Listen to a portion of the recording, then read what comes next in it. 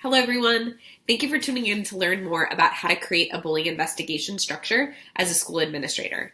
My name is Amanda Richards. I'm a former school principal turned POSIP team member. Our mission here at POSIP is to work with school staff members to build strong community relationships, help them make more informed decisions, and get better faster. One way that we do this is by creating a two-way communication method for parents and schools to gather parent feedback via text or email weekly from parents. We consolidate all of this feedback into a really easy report for principals every Monday. Recently, in our weekly POSIP surveys, we've seen parents asking a lot about bullying. This typically is the time of year when bullying starts to surface. Parents often wonder what is done or can be done about bullying, and for school administrators, they can feel like sometimes their hands are tied in multiple ways. So the good news is, we have seen that there are solutions to making sure parents feel engaged and understood, and school administrators are still able to understand and prevent and stop bullying and make kids feel more safe. So today we're going to go through a sample resource that you can use on your campus. At the end of the session, if you would like a copy of this resource to utilize, please email me at amanda@posipit.com. All right, so first, we're going to start with acknowledging when you use this document. So as a school principal, anytime that a parent, a student, a teacher uses the word bullying, I would initiate an investigation. So some investigations were quick, and we easily found out that it was just student conflict that could be resolved, but some investigations took an entire week or a little bit longer to do interviews and get ample information to figure out what was actually going on.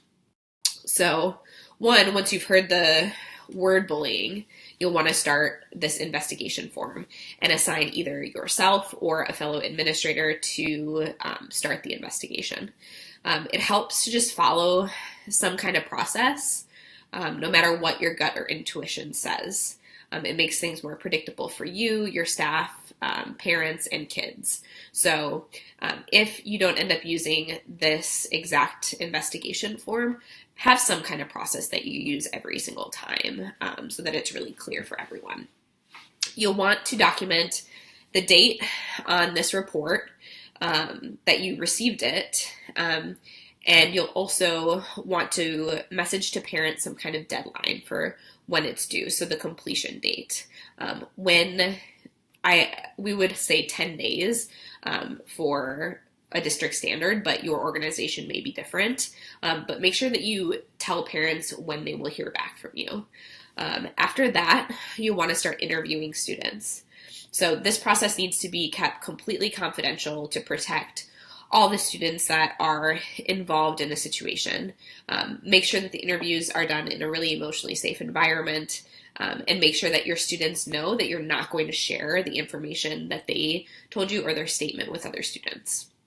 You'll want to interview the alleged bully and the alleged target first, and those interviews are going to give you more names and witnesses or other students that are involved, and you're going to want to document all of those interviews, record names and dates that you did that.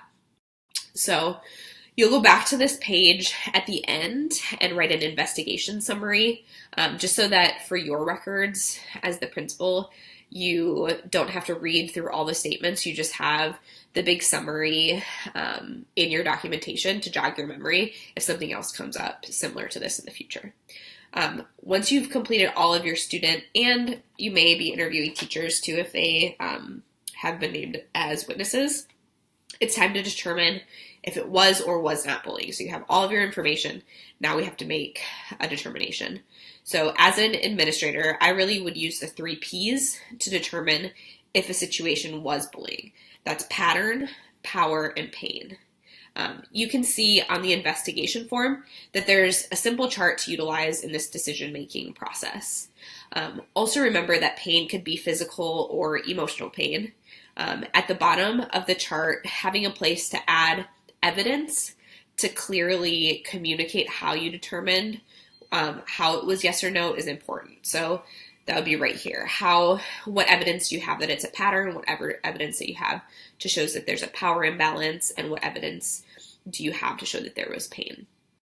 Even if the outcome is no for bullying, there was most likely an inappropriate behavior that needs to be addressed with the student. So make sure to still regard these events as really serious and provide interventions or consequences, even if it wasn't officially determined as bullying.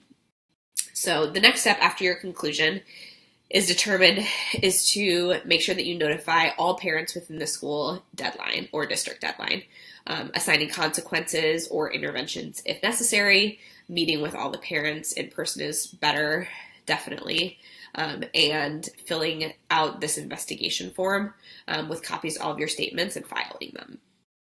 So I hope that this was helpful to look through. Again, if you want this resource, please email me at amanda@possipit.com. So POSSIPIT.com. POSSIP has also example parent meeting scripts for different bullying outcomes and a formal parent notification form to send home as documentation. So we have examples and templates for those too if you are interested in seeing those. But bullying is really a complex and sensitive topic, and being able to clearly document all of your actions and structure your investigation process as a school will really lead to less instances of bullying overall on your campus. You'll have better reactive solutions and increased communication with parents. So again, if you have more resources if you want more resources or have questions about this investigation process, please reach out to me at amanda@possipit.com. Thank you so much. Goodbye.